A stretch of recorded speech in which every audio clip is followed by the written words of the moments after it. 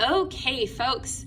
So today I want to take just a minute to look at some graphs that are experimentally obtained with isotopes.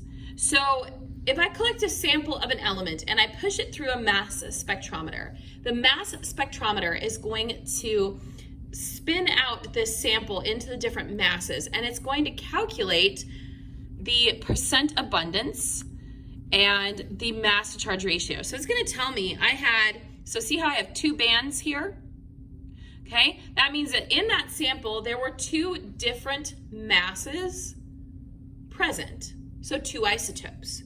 One of those had a mass of 10. The other one had a mass about halfway between 10 and 12, which would be 11, okay?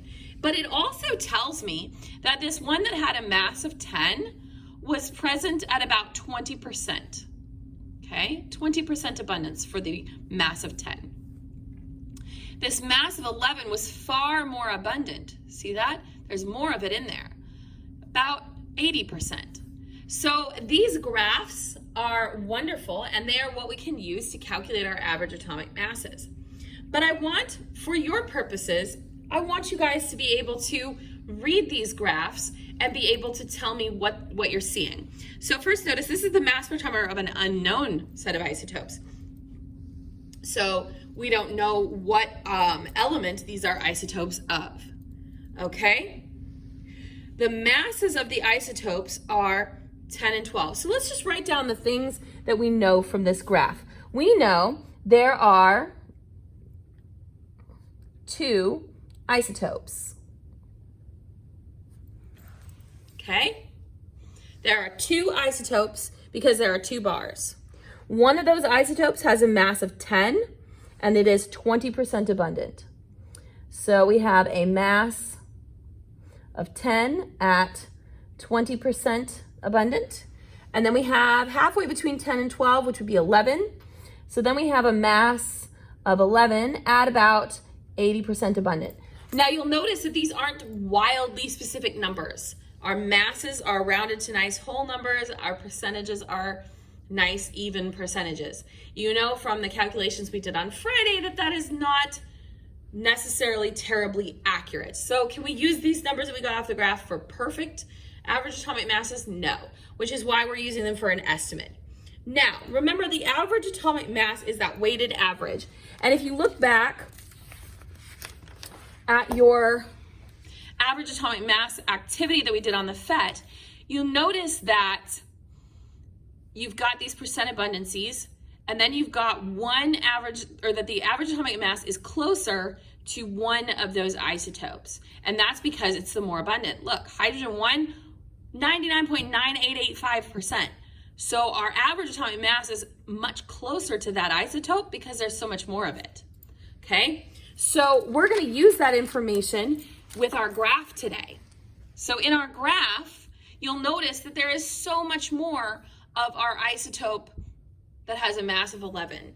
So we can actually say that we can estimate that the average atomic mass is going to be between 10 and 11, but should be much closer to 11 because the 11 is the higher percentage, okay?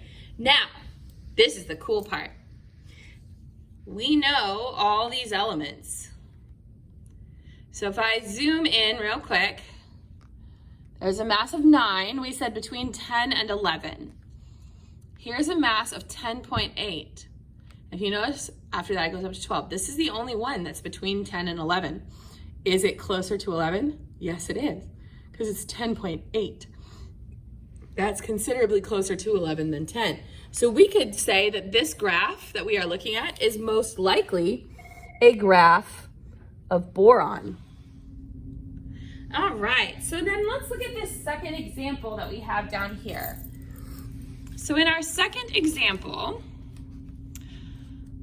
and I hope you can see it, there's this one down here that's little itty bitty tiny, looks like maybe 92% at a mass of 84. And then we have this one here, it looks like about 10% at a mass of 86. A little bit less than 10%, so maybe 8% at a mass of 87. And then we've got, like 80% is a mass of 88. So things we can learn from this graph. First of all, I have 4 isotopes.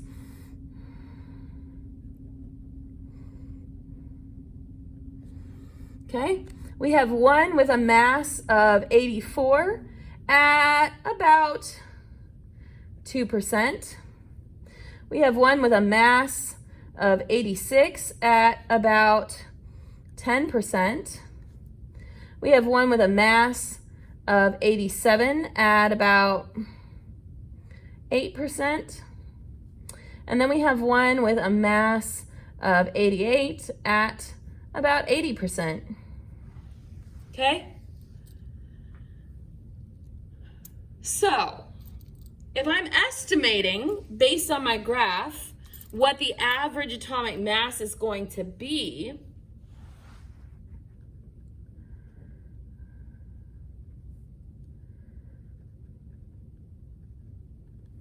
I know that it's got to be between 44 and 88. I'm sorry, 84 and 88. But much closer to 88. Okay, so let's grab our periodic table. Let's have a look. We have krypton at 83.798, but that's not quite 84. We said it had to be between 84 and 88, so that's a little too low. We have rubidium at 85.468, and then we have strontium at 87.62, and then we have yttrium that's a little too high. It's closer to 89, it's 88.9. So we're between rubidium and strontium, 85.468, 87.62. But we said that it should be much closer to 88 than to 84. So this 85 for rubidium is too low, because 80% of this had a mass of 88. So it would be strontium, which is almost at 88. We're at 87.62. So we could identify this element as strontium.